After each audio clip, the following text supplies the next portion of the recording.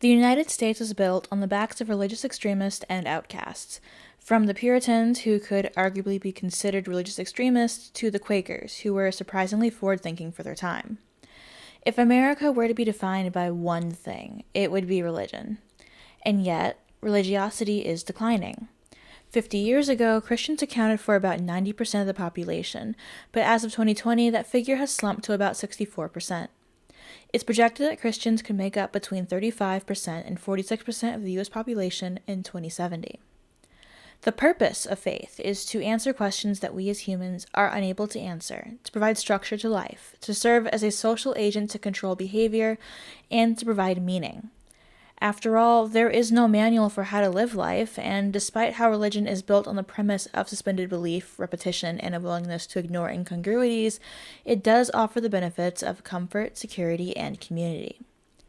Some argue that this decline in religion is an inevitable consequence of development for societies to secularize, as once there are strong secular institutions, once people's basic needs are met, there's less need for religion.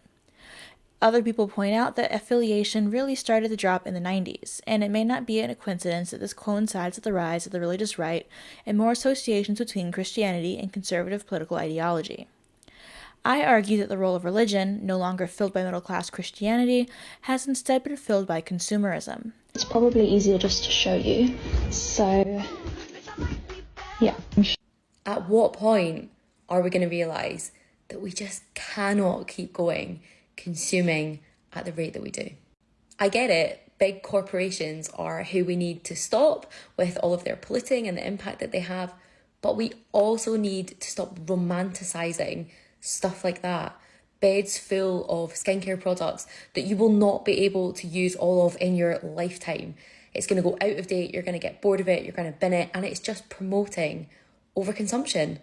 And I'm sorry, but some individuals also need to be held accountable for the massive impact they have on the planet when so many go without and are being impacted by the consumption that these other people do. In order to sell the most products, there exists a need to create as many possible identities to cater to. America is hyper-individualist for this reason.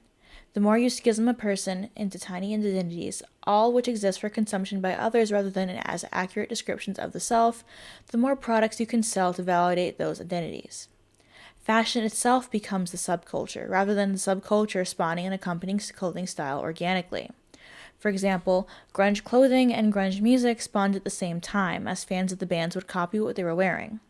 Washington is well known as the home of grunge, and due to the lumber industry, there were plenty of flannel, denim, and Timberland boots in thrift stores, where many bands shopped to save money. Later on, this look was produced artificially through fashion brands who would create pre-ripped jeans and ship thin flannel mock-ups around the country, separating the clothing from the culture it spawned in. But still, grunge music and grunge fashion were synonymous. In modern day, this trend is perhaps most obvious through the depiction of gender, which serves as both a religion and a fashion trend. There are several subcultures which exemplify this, but one of the most mainstream examples can be seen through divine femininity and divine masculinity. Femininity is a set of attributes, behaviors, and roles generally associated with women and girls. Femininity can be understood as socially constructed, and there is also some evidence that some behaviors considered feminine are influenced by both cultural factors and biological factors. Divine femininity is an attempt to reclaim traditional feminine stereotypes while ignoring the inherent degradation of what femininity is, as what is ascribed to femininity is meant to be representative of what women should be.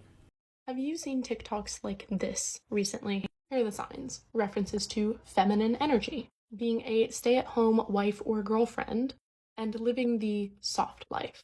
You've probably already seen TikToks of a young creator in her early 20s who lives as a stay-at-home girlfriend for her crypto scamming boyfriend. I'm not going to mention that creator by name or put up her account because I don't want to drive traffic to it. To me, it seems very clear that that account in particular is trying to monopolize on the controversy that the term stay-at-home girlfriend is stirring up. I want to focus on where it comes from and where it leads, which is the soft life, stay-at-home girlfriend, modern feminism is a scam pipeline. A couple of different parts to this, and I want to start with the idea of divine feminine or masculine energy. This is important to identify because it's an assumption that's made by a lot of the creators involved in this trend, which is what we call gender metaphysics. Don't be scared by the word metaphysics, we can also call this gender essentialism, and I'm going to explain what it means. Gender metaphysics is the idea that there are some inherent natural qualities to gender. there are natural spheres in which men are most comfortable and women are most comfortable, and that it has nothing to do with our social conditions or social relations, but some kind of biological predetermined essence of the genders. I've heard the other idea that gender is a social construct, and I think that phrasing has led to some confusion. Here I would say that gender is both a product and a producer of social conditions, rather than a social construct or an energy or biological predetermination. So what does that mean? On the one hand, unlike sex or sexual dimorphism, which is what we experience as human beings, gender describes the social conditions under which we organize our society according to the differences that we perceive based on sex. But because we rarely actually know the biological sex of another person just by looking at them, even though you might think that you can, really what we work with in society is the social condition of gender. I'm using the word social condition instead of social construct because I think construct implies that it's fake or made up. Condition emphasizes the material consequences around gender. So why do they say that modern feminism is a scam? It's interesting because their arguments actually revolve around labor. They'll often argue that modern feminism, which they trace back to second wave feminism of the 1960s, has just made women work, which they don't want to do. This ignores the decades or centuries of women of color and poor women who worked for wages before the 60s. But it also ignores that if you're a stay-at-home wife or mom, you're still doing labor. It's just unpaid, or it's in exchange for goods that you have no control over and are determined by your husband. The most important takeaway is the problem they identify is an issue of capitalism, not a failure of feminism. This is because capitalism does not financially compensate the work that women do in the home, which Marxists call social reproductive labor. A rising cost of living alongside stagnating wages as the result of neoliberalism and the decline of organized labor has meant that since the 1960s, households have needed to have two incomes in order to survive. Criticism of femininity has been a tenet of radical feminism since the 70s, and has been discussed in depth in Susan Brownmiller's Femininity, where she describes with an almost shocking amount of directness, which is just as applicable when it was originally published as it is today. One excerpt reads, "Femininity, in essence, is a romantic sentiment, a nostalgic tradition of imposed limitations. Even as it hurries forward in the 1980s, putting on lipstick and high heels to appear well-dressed, it trips on the ruffled petticoats and hoop skirts of an era gone by. Invariably and necessarily, femininity is something that women had more of in the past. Not only in the historic past of prior generations, but in each woman's personal past as well. In the virginal innocence that is replaced by knowledge, in the dewy cheek that is coarsened by age, in the inherent nature that a woman seems to misplace so forgetfully whenever she steps out of bounds. Why should this be so? The double X chromosomal message has not been scrambled. The estrogen-dominated hormonal balance is generally as biology intended. The reproductive organs, whatever use one has made of them, are usually in place. The breasts of whatever size are most often where they should be. But clearly, biological femaleness is not enough. Femininity always demands more. It must constantly reassure its audience by a willing demonstration of difference, even when one does not exist in nature, or it must seize and embrace a natural variation and compose a raspotic symphony upon in the notes. To fail at the feminine difference is to appear to not care about men, and to risk the loss of their attention and approval. To be insufficiently feminine is viewed as a failure in core sexual identity or as a failure to care sufficiently about oneself. For a woman found wanting will be appraised, and will appraise herself, as mannish or neutered or simply unattractive, as men have defined these terms." Everything you've ever questioned about feminine energy, answered. 1. Femininity and feminine energy are completely different. Femininity regards how much of a girly girl you are, how you present yourself, how you are society's ideal woman. Whether you're a tomboy or a girly girl, regardless of how you dress or how you look, you can still have feminine energy. Because feminine energy is a way of being. It's a certain set of standards. 2. Feminine energy is all about receiving, giving up control, and her worth is attached to who she is as a person. Whereas masculine energy is all about doing, providing solutions. His worth is attached to what he has done, his successes, his achievements. 3. Masculine and feminine energies need to be balanced within the relationship, and here's an example of a good interaction between the man and the woman. If the woman is upset, she won't be quiet, she won't be passive-aggressive or manipulate. She will open up, she'll be trusting, and she'll communicate her problem to the masculine. The masculine listens, and then he works to provide a solution to fix that problem for her. And 4. I have a full in-depth video on how to master feminine energy to live a soft life on my YouTube channel. And is it not true that divine femininity is built on romantic sentiment and nostalgia? Does it not romanticize years viewed as pre-feminism, the 1950s and these years of homesteading and nuclear family independence? Divine femininity may be attached to a nebulous spirituality rather than the gender roles described by the Bible, but it is still a sentiment which relies on belief in a higher power, and which presents female submission and male dominance as being new and provocative by contrasting it with modern strides in feminism. Protect feminism or low gas prices? I guess low gas prices, because ever since the feminist movement, it's been a lot harder for me to find a guy to pay my bills. And all of a sudden I have to work and I have to do all these things. And I honestly don't want to work. I would rather stay in the kitchen. Mind you, I need some cooking classes, but I think I could take a couple cooking classes and make somebody really happy. Which have allowed for female financial independence, but has yet to fully address the labor coercion of capitalism, or to account for different needs by the sexes. There is a lie that women can have it all, that she can work as her employer desires and have a family without having to commit more to one than the other. Even should she fully commit to her job, women are typically overqualified than their male components, are promoted less frequently, and are held to higher standards for promotions, despite lower turnover and higher employer loyalty.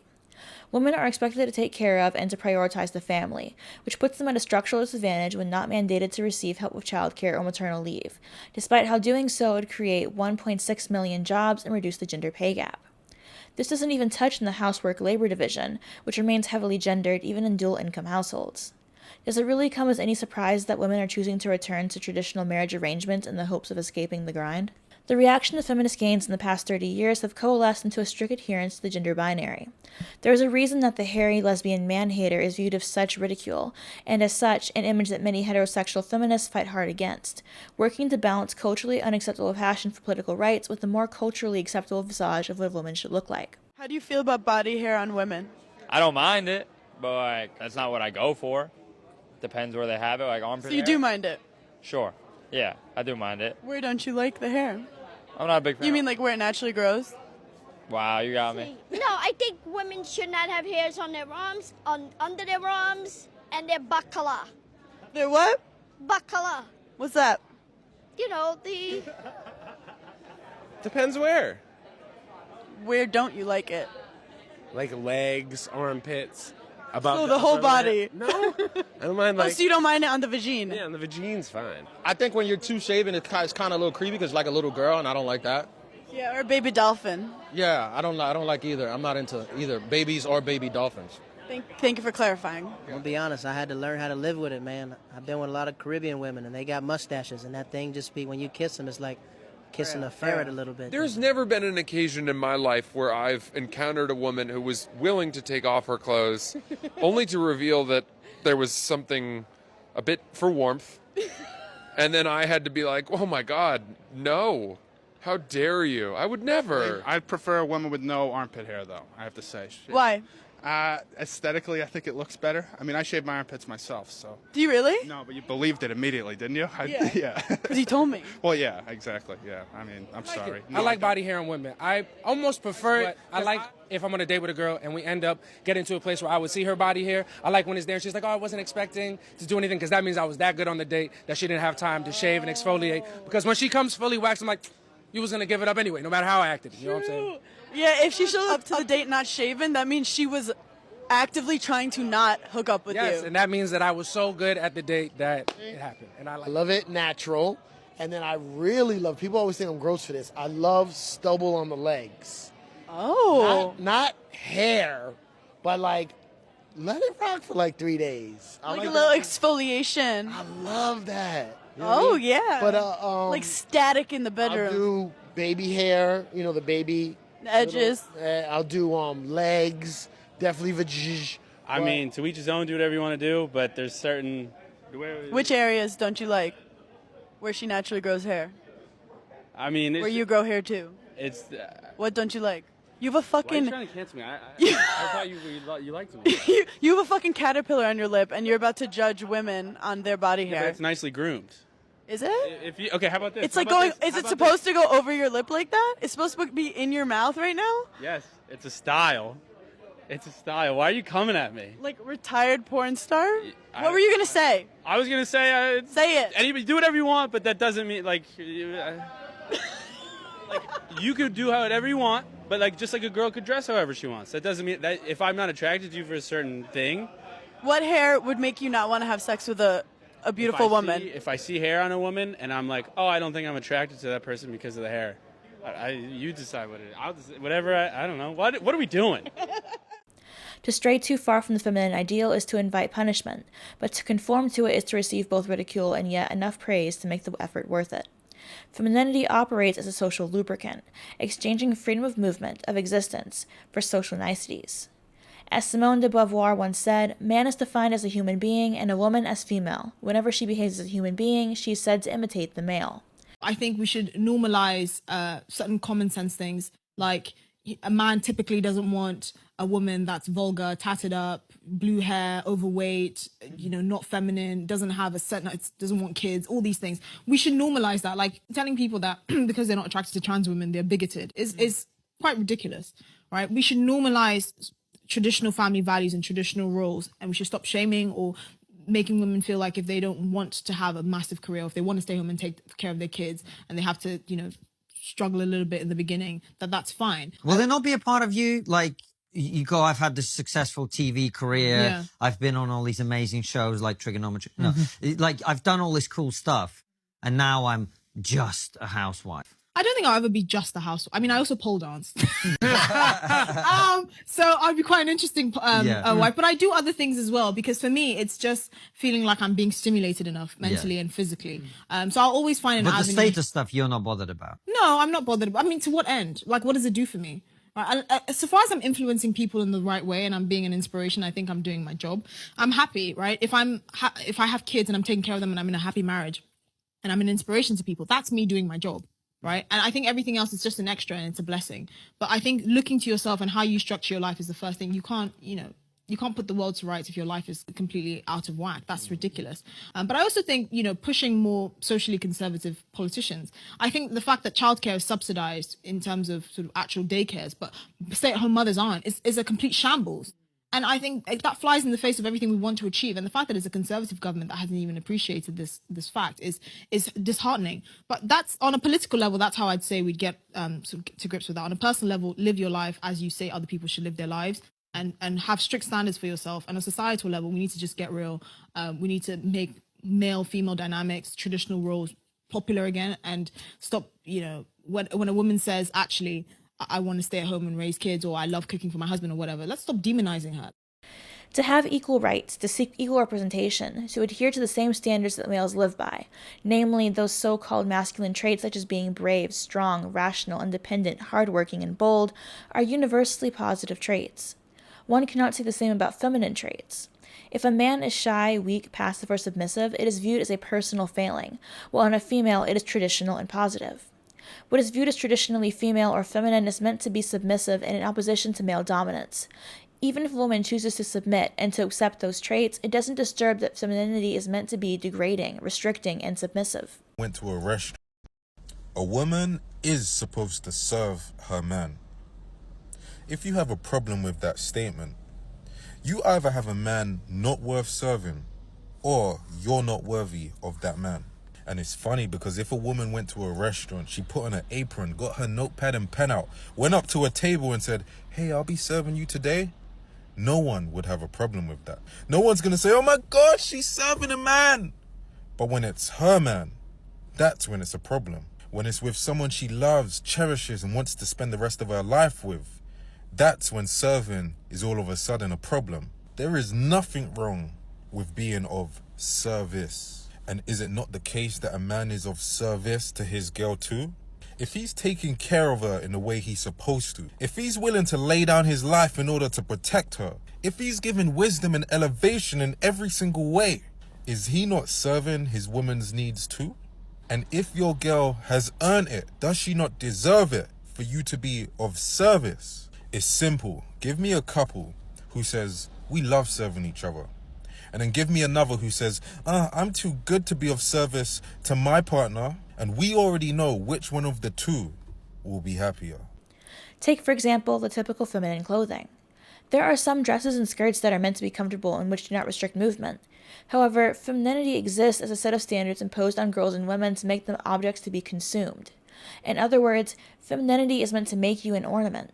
High heels constrict how fast you move, the way in which you walk, and change your body to keep you beholden to them. Wearing heels regularly makes it difficult, if not painful, to wear regular shoes.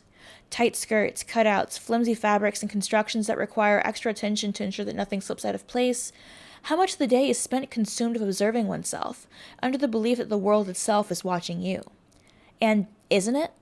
Social media has given us the ever-present watcher that Margaret Atwood was talking about. Yes. Social media has created a panopticon, a surveillance state of girls' and women's bodies for male consumption, for the male gaze, and for corporate profit. It has psychologically tricked us into being dependent upon external validation via likes, comments, and engagement. It has made us believe that it is empowering and our choice to be rewarded by the male gaze. How often do you feel like you have to take photos to capture when you look good, feel good? How much time do you spend scrutinizing over each photo, wondering if they're good enough to post? And this is for other people's consumption and perceptions of you.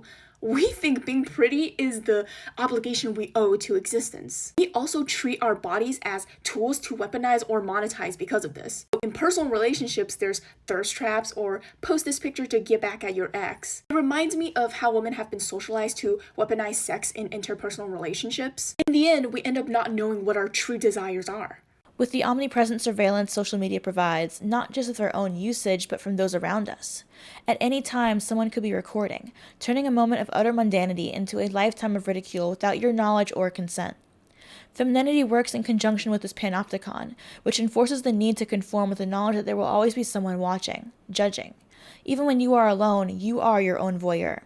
If you had grown up in a world where women in her natural state, unshaved, ungirdled, face unpampered, and body unposed, would we really decide to do these things of our own free will? Men don't partake in rituals as intricate or invasive. This is because the female principle is meant to be a compromise. It is meant to please men because it makes them appear more masculine by contrast, conferring an extra portion of unearned gender distinction on men, an unchallenged space in which to breathe freely and feel stronger, wiser, more competent. Masculinity is shown to please by displays of mastery and competence, while femininity pleases by suggesting that these concerns, except in small matters, are beyond its intent. Men exist as the standard, as unmarked, whereas for women to not wear makeup is as scrutinized as her decision to wear it. Men face no such judgment. There is no expectation of behavior. Deborah Tannen's There Are No Unmarked Women, she illustrates how deeply and inextricably intertwined male as the neutral is in our culture, to the extent that every choice a woman makes, in turn, creates a statement that shatters it. She writes, "The unmarked tense of verbs in English is the present, for example, visit. To indicate past, you mark the verb by adding ed to yield visited. For future, you add a word, will visit. Nouns are presumed to be singular until marked for plural, typically by adding s or es, so visit becomes visits and dish becomes dishes. The unmarked forms of most English words also convey male. Being male is the unmarked case. Endings like s and et mark words as female. Unfortunately, they also tend to mark them for frivolousness. Would you feel safe entrusting your life to a doctorette? Alfre Woodard, who was an Oscar nominee for Best Supporting Actress, says she identifies herself as an actor because actresses worry about eyelashes and cellulite, and women who are actors worry about the characters we are playing. Gender markers pick up extra meanings that often reflect associations with the female gender. Not quite serious, often sexual. As illustrated in her linguistic example, while masculinity is meant to illustrate competence, femininity is an appeal of dependence and vulnerability. It is a way in which to reassure men that women need them and care about them. Beauty and femininity have always been subjective, and always subject to the decree of men of that era. Despite many more opportunities than previous generations of women have had, women today still find themselves keeling to the feminine demand. Even feminists often find it difficult to give up all the trappings of femininity. Shaving, hairstyling, clothing, and even makeup. Women are aware of this continued and perpetual social currency, hence why it is still working today, even if there are more examples of acceptable ways to appeal to men. Now there are trad wives who appeal to a fragile and nostalgic femininity of the past, defined primarily by its inherent subservience and submission, which proves to make men feel more masculine in turn. Now we splinter femininity into shards more easily consumed to make us feel more individual than we really are. Are you coquette, Lolita, Lana Del Rey type, a dark feminine queen with subversive yet so submissive sexuality, or something else, equally as consumable, as easy to purchase and embody as the newest fashion trend? Although movements like body positivity have worked to impress that everyone is beautiful in an attempt to raise confidence, what the movement has really done is sell the idea that men can find you sexy no matter what. Empowerment is just feeling good about oneself rather than actual political empowerment, as beauty has never left the role of prime objective for women. Femininity has just been understood to equal woman rather than to be a force which is imposed upon women. As a result, it should come as no surprise that young girls and women on TikTok see expressing femininity as the height of empowerment. They see what happens to the women who don't, and they don't want that for themselves. They realize that when they adhere to femininity, they get better treatment. And although femininity is dismissed by many men as frivolous or stupid, these same men will mock and dehumanize you for daring to express yourself differently. Because heteronormativity is viewed as the norm, in a patriarchy where historically dependence on males was the only choice for survival due to social constriction, femininity is treated as the default for women, and as a result, woman in her natural state is treated as putrescence, while women in artifice is treated as our natural state. The words femininity and masculinity are false monikers because there is nothing innately womanly or manly about these two constructs. Call them what they are: culturally constructive submissiveness and dominance. There is no empowerment in continuing to spend your time, money, and mental energy on conforming to these standards. Of course, not all that is branded feminine is inherently degrading. Some of what is considered feminine is considered to be degrading because of the association to women. Sewing, quilting, cooking, crafting, all of these trades are considered hobbies, frivolous and underappreciated due to the demographic who tends to participate in them. But these hobbies still require skill, still offer value, and in many cases are integral trades to the continuation of society. And yet, until a man takes part, women are viewed to be subservient and unserious about participating in them. A woman bakes, but a man is a baker. A woman cooks, but at any restaurant, the assumption is that the chef is a man. Any field in which women begin to excel becomes devalued. This is where feminine hobbies differ from femininity as a function. As Brownmiller puts it, enormous pleasure can be extracted from feminine pursuits as a creative outlet or purely as relaxation. Indeed, indulgence for the sake of fun, of art, or attention is among femininity's great joys. But the chief attraction, and the central paradox as well, is the competitive edge that femininity seems to promise in the unending struggle to survive and perhaps to triumph. The world smiles favorably on the feminine woman. It extends little courtesies and minor privilege. Yet the nature of this competitive edge is ironic at best, for one works with femininity by accepting restrictions, by limiting one's sights, by choosing an indirect route, by scattering concentration and not giving one's all as a man would to his own, certifiably masculine interests. Some try to argue that femininity itself is devalued and a source of oppression to the extent of defining femphobia as being separate from misogyny, in an attempt to include the men who may be targeted for so-called feminine behavior. You can be mask for mask, but you have to understand that your preferences. Hi, hello. I feel like I'm gonna have to elaborate because people are getting very triggered in the comment section. I meant misogynistic. I think I really meant to use the word femphobic. Like, you know, dissing femininity, being averted to femininity. But deadass, like, people are in the comments like, what girl? Like, what do you mean? Other people saying that it's not that deep when I know what I have experienced when I identified as a gay male. Like, I know what my experience was as a effeminate gay male. So I don't need anybody try to come up here and twist my narrative and try to say that it's just preferences. Like, try to step back outside of your preference for a moment, and instead of defending it with, oh, that's how I feel, that's my prerogative, think about how that affects other people. Think about for a second how society has made it seem like being effeminate is what equates to being gay. No, laying down with another man at night is what makes you gay, not being flamboyant. Hoskin defines this as the devaluation and regulation of femininity, which suggests a separate, perhaps overlapping phenomenon specific to gender, rather than gender/sex, or sex. However, this is due to a willful ignorance of what femininity is. Femininity is degrading because it's for women. It's a reflection of the patriarchy and cannot be reclaimed because femininity is inextricable from the submission and degradation for the male gaze. Gay men practice femininity for the purpose of attracting other men. Lesbians, despite a lack of male attraction, practice femininity for the same reason that other women do. We are trained from birth to perform for the male gaze. The voyeur rests inside a lesbian as it does any other woman, unavoidable and inescapable. It's important to note that a woman's proximity to masculinity does not make her immune to misogyny, nor does a man's proximity to femininity magically take away his male privilege. Both are punished for deviating from the norm, though one more heavily than the other.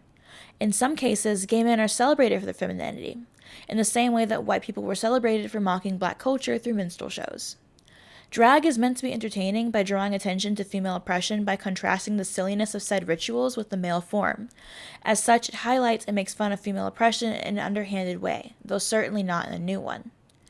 In a sense, this new dark feminine, divine femininity rebranding is similar to bimbofication, in that is it a reaction to feminism which positions degradation chosen willingly as being empowering due to the implementation of choice. I'm the bad guy. Stop with the feminine energy, masculine energy shit. All it is gender roles rebranded. All it is classism. You know how many girls and young women are on this app diving into this line of thinking, this feminine energy, divine feminine shit, and they're gonna think that the second a man does her wrong, a boy does her wrong, that it's her fault because she didn't allow herself to be in her feminine energy. She was too masculine. What the fuck? It is the response to feminism. Why do you think so many men love this? And before people come at me and say, no, it's empowering women, I see nothing empowering about having a woman nitpick everything about her relationship and every behavior that she does until the point where she's no longer authentically herself in a relationship. It's just a sparkly way of telling women, get back in the kitchen, or your man isn't going to provide for you. This doesn't apply to women who choose to be stay-at-home wives or moms. Separate conversation. It's a right-wing pipeline. I said what I said. For example, the top search result for dark femininity on Revolution.com writes, femininity and feminine energy often have negative and weak connotations because of how the patriarchy has shallowly defined femininity over the years. But this definition of femininity, fragile, passive, gentle, overly receptive, obedient, quiet, a sexual object of desire, submitting to the masculine, is actually toxic femininity. This is not a true representation of the feminine. In critiquing femininity, one must acknowledge the impact of male desire on the cultivation of femininity itself. As Brownmiller writes, each device of beautification restricted her freedom and weakened her strength. Each provided a feminine obstacle course through which she endeavored to move with artificial grace. The hobbling and disabling nature of femininity reflects status, both in the women that perform it and the men who pair with these women.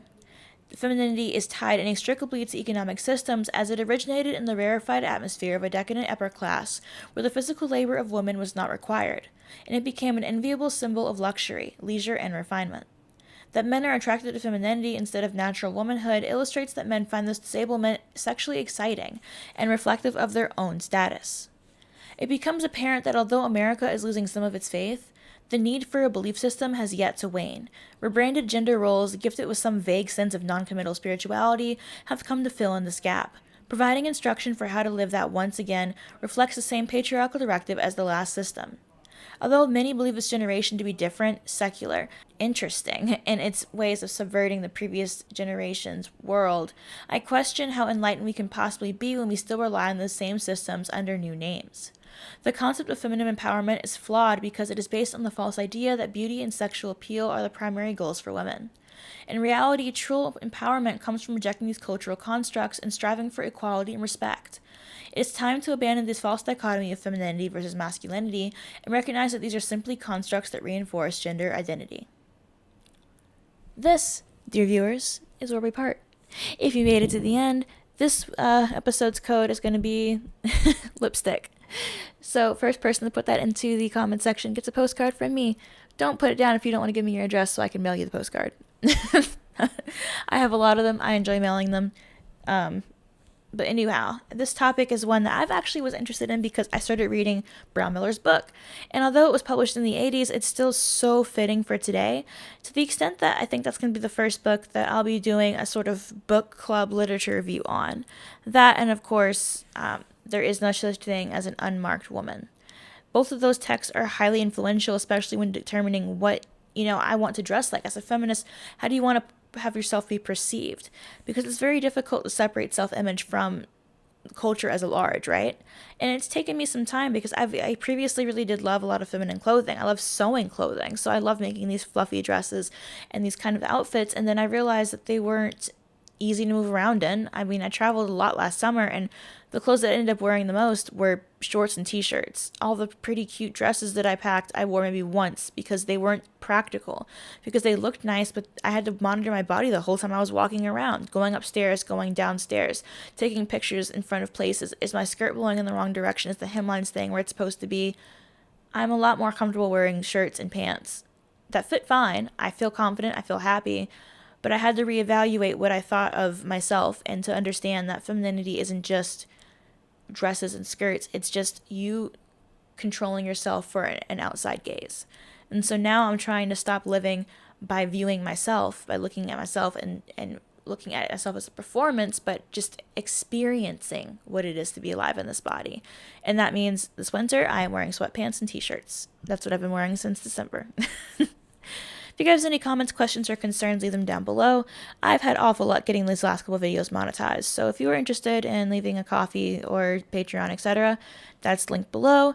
And yeah, feel free to give me some more ideas, link me TikToks, and then even reach out to me via DM on Discord. I love talking to you guys, and I love getting video ideas from you guys because I hate having to use TikTok.